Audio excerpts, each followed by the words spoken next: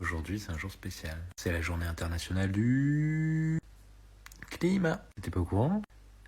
J'ai pas l'impression qu'on en a beaucoup parlé, mais il paraîtrait qu'on en a parlé à la radio.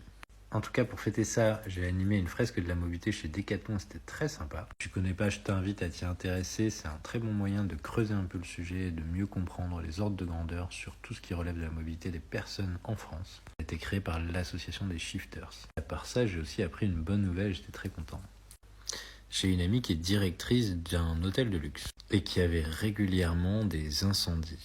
Elle avait des incendies sur ses sèche-linges. Truc de ouf. Alors je sais pas si tu te rends compte un petit peu dans les hôtels, mais le nombre de serviettes, de draps qu'on sèche, qu'on lave tout le temps, c'est assez ouf. Malgré le fait qu'on encourage les gens à pas demander à laver leurs draps tous les jours. Mais le problème, c'est qu'en fait, ils font un spa avec des massages, avec des huiles essentielles et des choses comme ça. Et ce qu'elle suspecte, c'est que les huiles essentielles dans le sèche-linge, avec des lessives douces et pas des super détergents parce qu'elle veut faire des trucs écolos, ça fait brûler en fait les huiles, certaines huiles restent.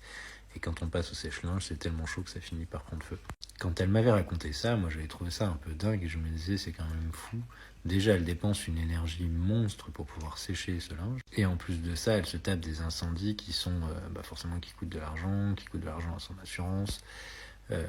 Qui la bloque, qui coûte des soucis. Enfin bon, c'est vraiment tout un merdier pour elle. Donc elle consomme plein d'énergie et c'est vraiment pas négligeable dans un hôtel. Et en plus de ça, ça lui fait des emmerdes. Et donc elle se demandait, mais qu'est-ce que je fais? Est-ce que je repasse sur des lessives moins écolo? Est-ce que j'arrête les huiles essentielles? Est-ce que je fais des trucs beaucoup plus basiques et bourrins pour pas être emmerdé? En y réfléchissant, je lui ai dit, et si on enlevait plutôt les sèche-linges? Donc on en est venu à une idée de faire sécher le linge à l'air libre, comme ça peut se faire en Provence ou ailleurs, et ça peut avoir un côté, un cachet hyper sympa en fait, voire pourquoi pas servir d'ombrière en même temps, et en fait raconter une super histoire aux résidents en même temps, en leur expliquant, vous voyez, on sèche le linge comme avant, traditionnellement, et ça nous fait de l'ombre, et en plus de ça, c'est beaucoup plus écolo. Et la bonne nouvelle que j'ai appris aujourd'hui, c'est que ça a été validé, et elle est en train de lancer les investissements pour pouvoir créer ces ombrières qui vont servir pour sécher le linge à l'air libre.